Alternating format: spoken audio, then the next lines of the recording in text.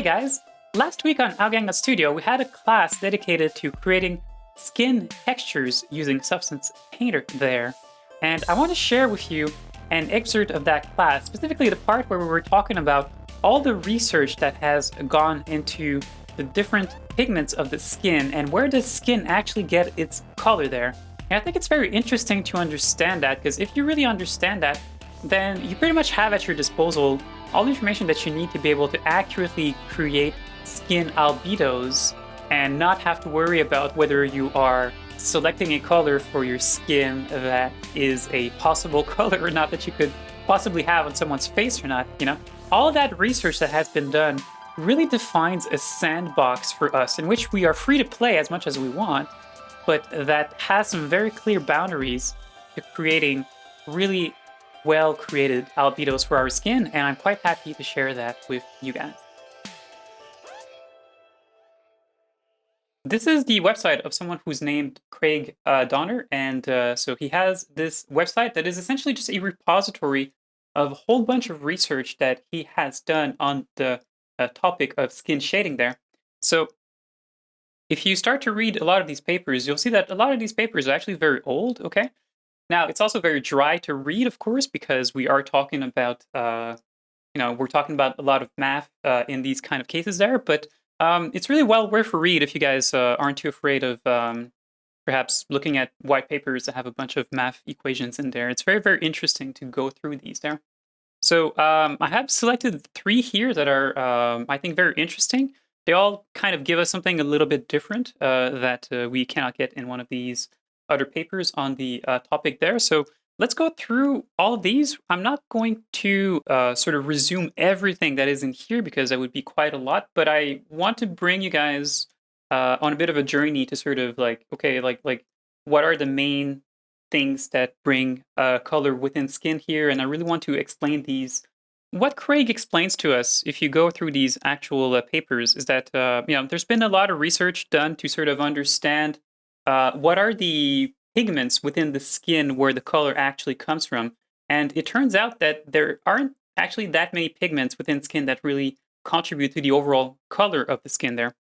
And so through research, these sorts of things, what they pretty much came up with was a list of the main pigments that you really need to know if you want to be able to really properly texture faces afterward there. And ultimately, it comes down to really like 2 main things, really. One is the melanin, and the second one is hemoglobin there.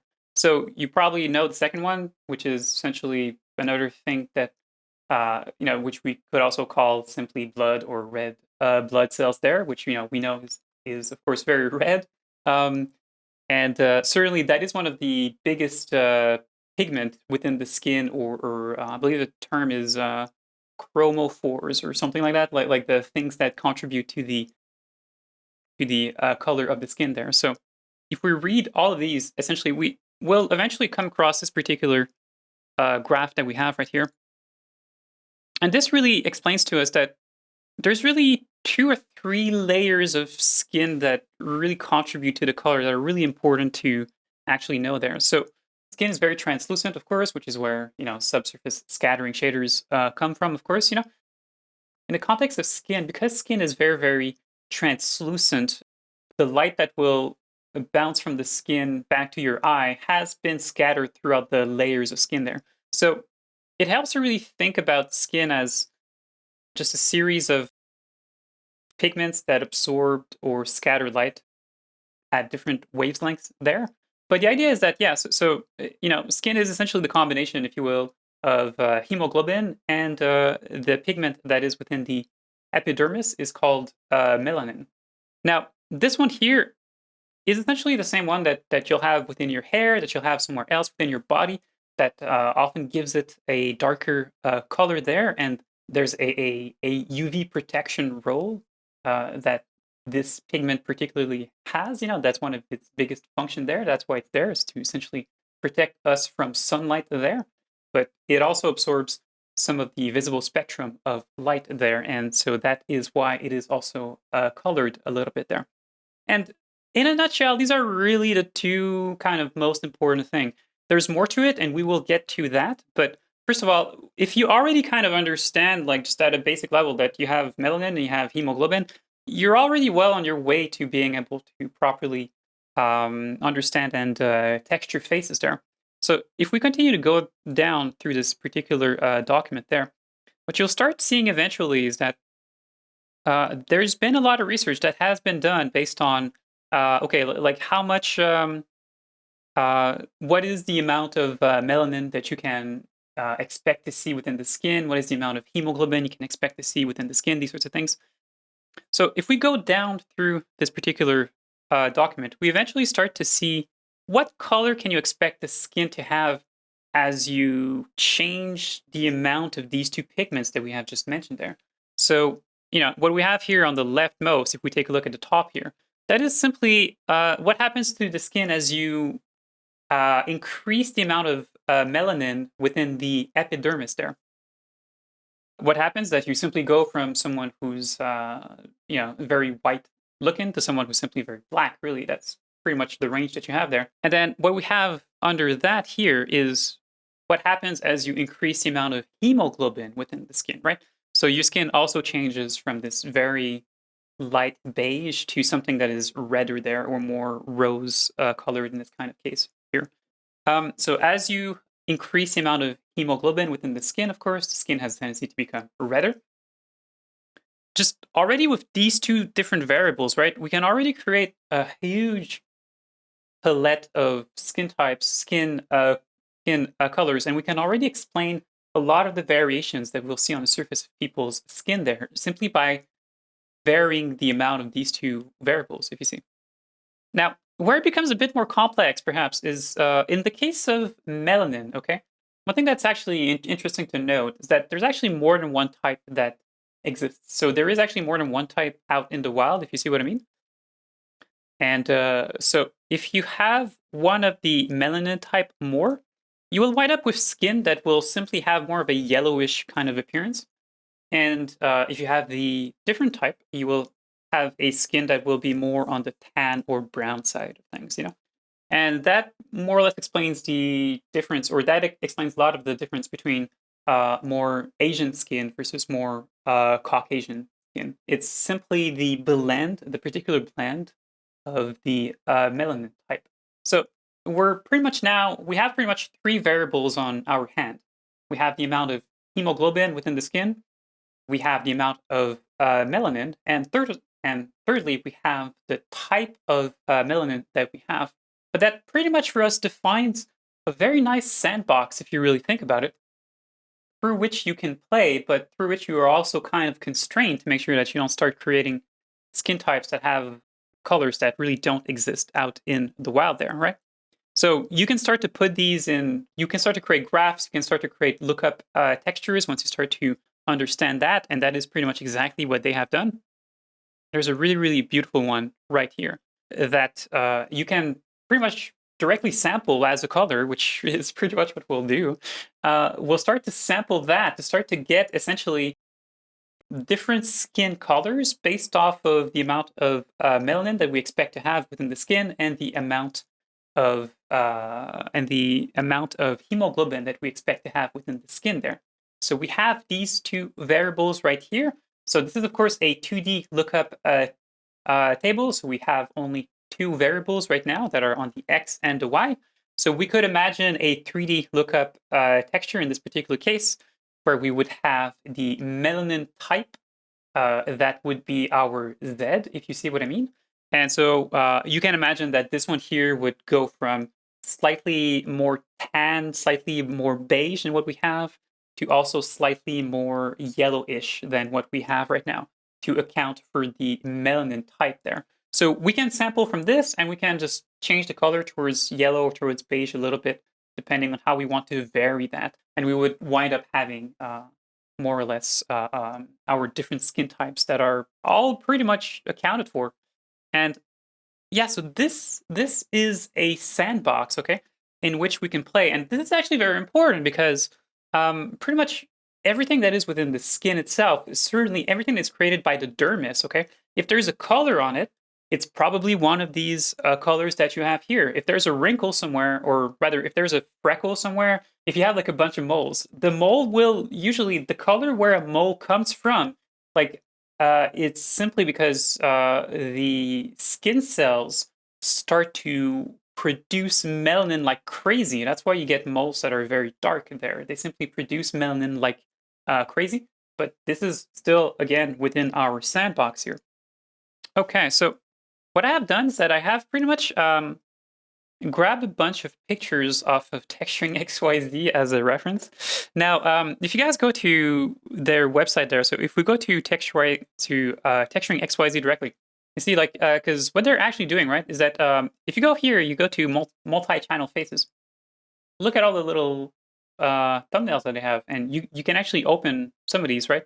And they're great references just to see what a skin albedo. I'll call it albedo, even though we've defined that the context of a skin and albedo more or less doesn't make all that much sense. But still, let's just keep it calling like that, because else we things will get confusing pretty quickly there. So you can already go here and start to look at some of these pictures that they have, right? Because in the thumbnails that they have here, you go through the website, you can look at for these kind of pictures, and you can see pretty much what the albedo actually looks like for like a face there. If we start to look at a lot of these, and we start to really sort of just start to ponder what we've talked about so far, and start really looking at these in the context of these pictures. Okay, so what can we kind of draw from this? You know, like let's start to just like draw just different lessons, or let's start to observe simply interesting things in here, and see what comes out of that. Some of these Caucasian faces, they're clearly more tan looking, more beige looking than some of these Asian faces, right? So already we can kind of already observe the fact that the blend of melanin that you'll have in the skin does make your skin, you know, somewhere on that spectrum from tan to like yellow sort of thing, you know. So we can already start to like observe that, of course. So don't go here and buy a Caucasian texture and throw it on an Asian face and vice versa, of course, you know.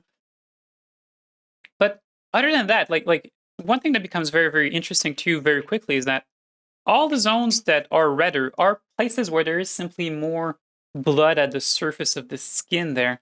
And what thing that's kind of interesting that you guys will start to notice sooner or later is that everywhere where it's very red on the skin, everywhere where it's very red, they all kind of wind up having the same kind of red, you know? What I mean by that is, you know, if you guys look at the lips compared to what's happening on the cheeks here, even compared to the ear here, the amount of redness in there does change, you know? The lips are very, very red, but ultimately they all kind of more or less have the same color, the same sort of hue, if you see what I mean. And it makes sense because it's all blood under the skin, really, that is simply creating that red color there. There really isn't much else than that, you know? And that's true for all these different faces that we have, you know? It's all the same color, you know? So if you make an albedo for a face and you somehow start to sample a different color for the lips, you'll wind up making someone that looks like they're wearing lipstick, you know, pretty much. And so if you want to avoid that, make sure that you always have the same red everywhere, whatever it is that you're doing, whether you're doing lips, whether you're doing contour of eyes, whether you're doing little places where there's simply a bit more redness within the skin there, veins and stuff like that, right? Like it's all the same. It's all the same, you know? And yeah, you know, it all kind of goes from these two colors. It goes from this tan or yellow color to this red color. And there's almost nothing else that's kind of happening on most of these. It's pretty much the two colors that we have, and that's it, you know? And then the you know, like we said, the amount of melanin will either make our skin darker to begin with or more on that tan to yellow spectrum. Now, where it becomes interesting is for things like someone who's got a bunch of freckles like this. Now, because she's got a bunch of freckles, what's happening here is that we can visibly see that the freckles are over the kind of redness that she's got within her cheeks, right? So there is some redness within the cheeks there. It's very diffuse. But on top of that, you have the freckles on top of that, you know? And that owes itself to the fact that the melanin layer is directly over the blood layer. But yeah, you know, so like when you wind up having someone whose face is black, you know, that color simply comes from there being an increase in melanin within the skin in general there. But because the melanin goes over the hemoglobin, it means that you will simply see a lot less of that redness within the skin then. Also, just sort of spot the fact that there are also places here where the skin does become a bit lighter there. And all of that, again, is simply owed to the fact that, there's simply spots of the face where the melanin content is simply lower there, But yeah, so once you understand that, truth be told, you can texture any faces that you want. Like, you can texture people of any ethnicity that you want simply by kind of understanding these very basic concepts about where skin color comes from. And yeah, so the moment like we actually don't have that many freckles, or rather, we don't have that many moles and stuff like that on people's faces. But there are places here where we can see that the skin does become a bit more brown. It seems, and there too. So that is simply places where there is a very localized increase in melanin there. Like especially around the eyes. Like you'll often see that around the eyes, but also like in certain cases around the lips too a little bit. There are places where the skin does become a bit browner there, it seems. Like this here, I'm fairly certain that this is very simply a higher pigmentation of melanin in these different places, And you'll see that in a lot of cases. You'll see a lot of variation in pigmentation in people's faces like that in like different localized zones and stuff like that, especially around the eyes too, Like there is, there are people who do have dark circles around their eyes, and you know, s- if someone's eyes start to look like they're a little bloated there, it probably means that they haven't been sleeping properly because there's like water that starts to accumulate within those tissues there. But there are also people who have dark circles, and we kind of confuse these sometimes. We're like, oh, dark circles haven't been sleeping properly. It's like, no, if you have dark circles, probably not much you can do for it because you just have a higher pigmentation within the skin there. Like we can look for a few references there. That's just the skin being a bit higher in pigmentation in that particular zone, so it winds up having a bit of a darker, browner appearance. Like we are essentially going down that lookup table towards the brown to dark appearance there. There's nothing you can do about that. Other than like try to bleach your face or something. And this is quite normal. Doesn't mean that you're not sleeping properly. It just means that you're human. And so this is a very common thing that happens around the eyes. Now, of course, everyone's different, and the moment that we start to look at a lot of these different references, the ones that we have here, we'll wind up realizing that in certain cases, some people have that and some people don't.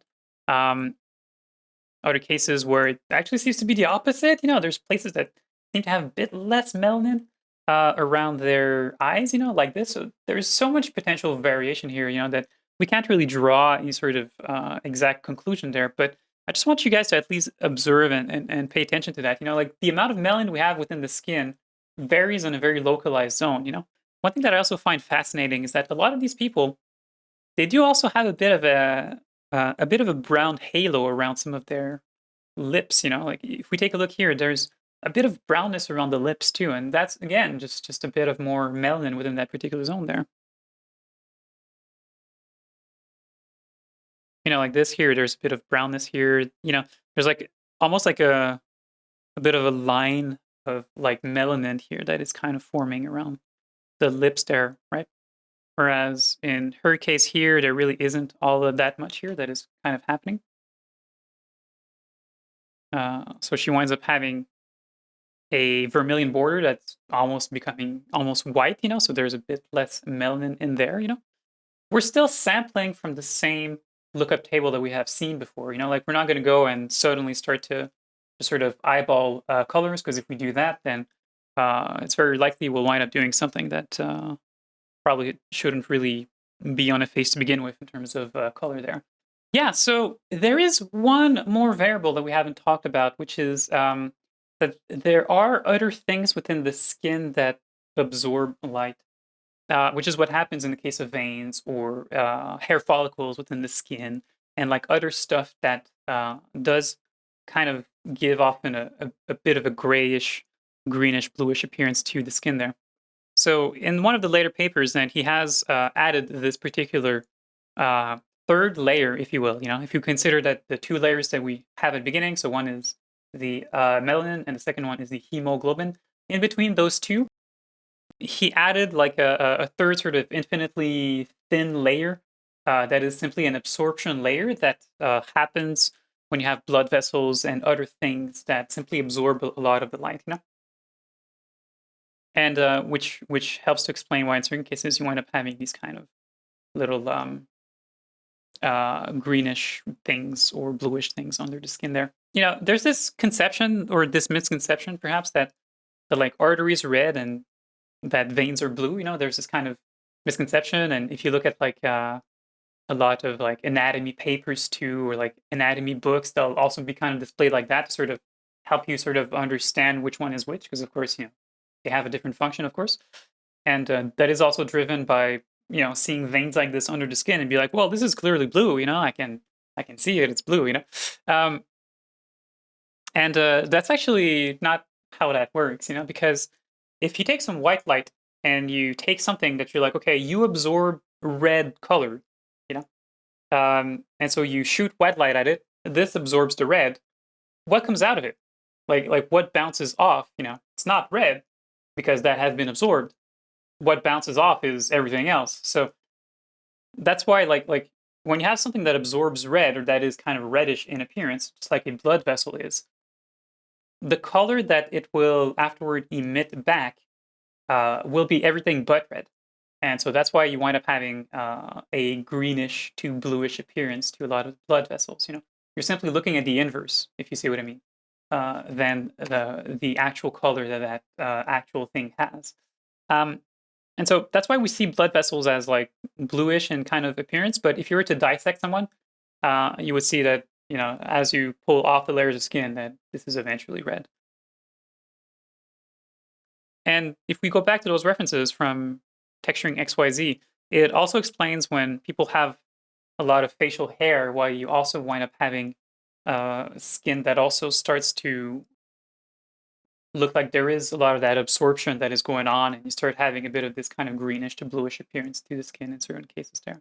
So that is what hair follicles will do, Like the same thing happens if we start to zoom in around the eyebrows themselves. You'll also see that the skin, for the same reason, starts to be a lot desaturated, starts to become a bit grayish in appearance there. The skin that is directly under the eyebrows, for the same reason, it is the hair follicles that is creating that. We can also observe here how desaturated and start to have this kind of grayish appearance right after we cross the hairline on the scalp. So it's not because the skin is less tanned. Now, I suspect that there is some of that too, of course, because of course the hair does absorb a lot of the light of the sun. So, there is probably that is happening too. There is both the skin that is a bit less tan, but there is also what we said about the hair follicles that is absorbing a lot of that light within the skin. Yeah, so all of this defines our sandbox in which we can sample the different colors that we have. And for me, that little lookup texture that I've shown you guys is really like the best starting point to really start to build proper colors for our albedos there.